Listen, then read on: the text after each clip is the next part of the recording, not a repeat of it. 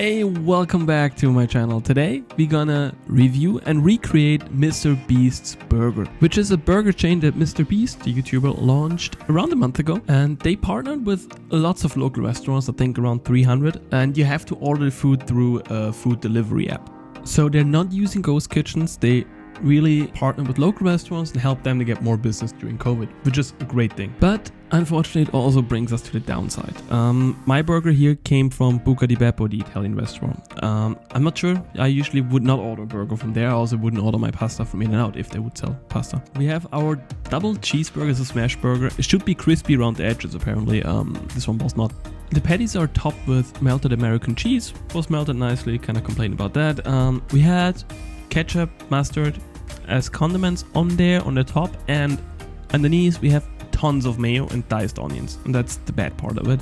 We have some pickles as well. Pickles were okay, but there was tons of mayo and raw onions, which I personally don't like on a burger. I think it just makes the whole thing too fatty and just not that great.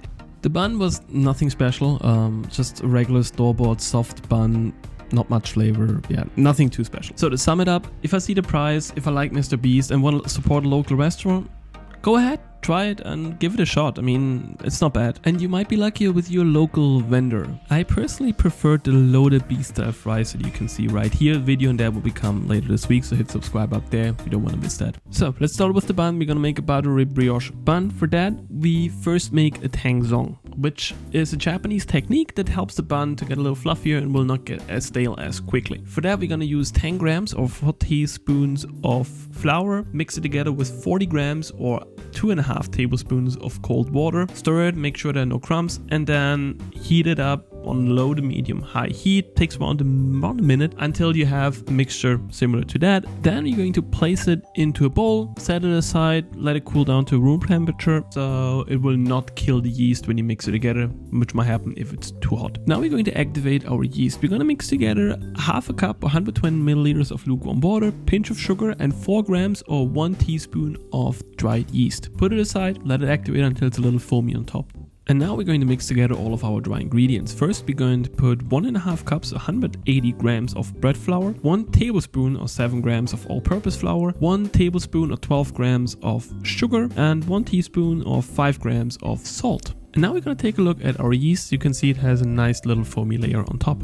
Next, we're going to place the bowl into the stand mixer, attach the dough hook attachment, add our yeast mixture, the Tangzong mixture, 1 egg, and 1.5 tablespoons or 22 grams of lukewarm milk. Now we're going to knead the dough for around 10 minutes before we're going to add 1.25 tablespoons or 17 grams of softened unsalted butter, and we're going to knead it for another 10 minutes until you have a nicely stretched dough.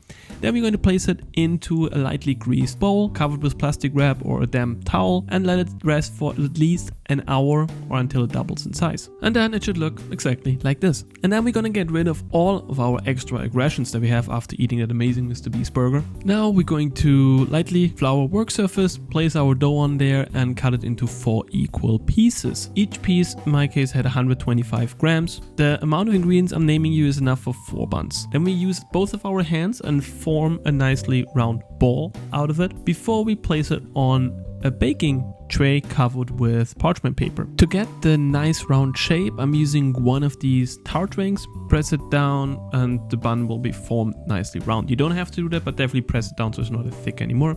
We're gonna cover it with plastic wrap or a damp towel and let it rise for another hour. Also preheat your oven to 400 degrees Fahrenheit or 200 degrees Celsius and place a small cast iron pan or a bowl in there. Now after an hour the buns should look like this. We carefully remove the plastic wrap, don't do that too fast, it could ruin the bun. Then we're gonna put a few ice cubes in our bowl or cast iron skillet that will give some steam and the buns will rise nicely. We're going to bake them for 15 to 20 minutes by 400 degrees Fahrenheit or 20 degrees Celsius on the middle rack in the oven until they look like this. And then immediately when you get them out, you brush them with melted butter that gives it a nice shine and buttery taste to it. Now you have to put them on a cooling rack and let them sit until we're ready to assemble our burger. To ensure that you get the best experience, use your bare fingers to move them so you burn them a little bit. A lot of fun. As I mentioned earlier, I don't like raw onions on my burger, so we're gonna caramelize some onions, which we're gonna do right now. Just slice 1 onion into small slices, so you can see right here. Place it into a saucepan and let them roast slowly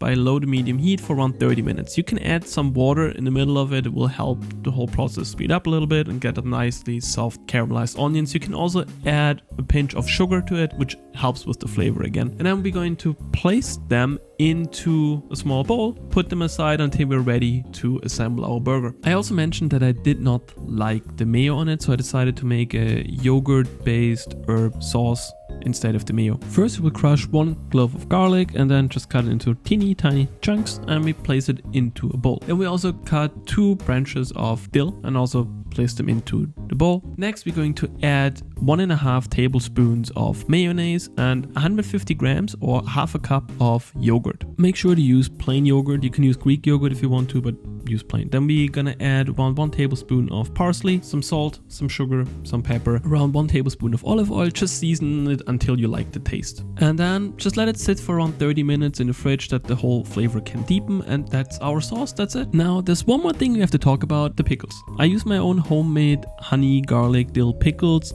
I have a link up there and in the description, see how to make them. Now we can finally start making our burger. We cut the bun in half and brush it with some butter and place it onto a cast iron skillet, low to medium high heat. Just make sure they're not burning till they're golden brown. Now we're getting ready for our burger. I used 1/4 pounder 80-20 ratio ground beef. Place it onto a really hot griddle and press it down with your spatula until they look like this. Now, because we want the crispy outer part, we just press around the edges and make them really thin, as you can see right here. Then we're going to add some salt and pepper on it, flip it, and we're going to add our cheese. I used American style deli cheese. Let the cheese melt and repeat that step 1 more time. So you have the second layer. Now we finally can assemble our burger. For that, we add our yogurt sauce on the lower part, add some Dijon mustard, some ketchup on the top part, spread it nicely, add our patties on there, so you can see right here. And then we're gonna place our caramelized onions on top, as well as our homemade pickles, and that's it. That's our Mr. Beast style burger. As always, I just want to be clear, I don't expect you guys to make this whole burger from scratch. Maybe just make the buns, maybe just make the sauce, but be creative, play around with it. Let me know what works for you, and also let me know what videos you want to see next. You want to see more of these recreations of YouTuber food? Is that a YouTuber food? I do not know. And thanks for watching, and stay tuned for the loaded fries video later this week.